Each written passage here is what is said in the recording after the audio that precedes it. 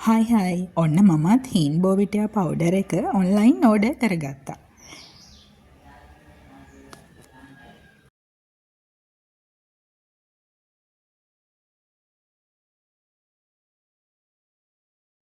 මෙන්න මේ වගේ බොක්ස් එකක තමයි හීන් බෝවිටයා පවුඩර් එක ගෙදරටම එන්නේ.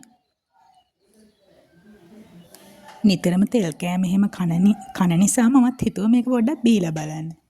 ඉතින් ආයි වීඩියෝ එකකින් මේකේ රිසල්ට්ස් අරගෙන එන්නම්.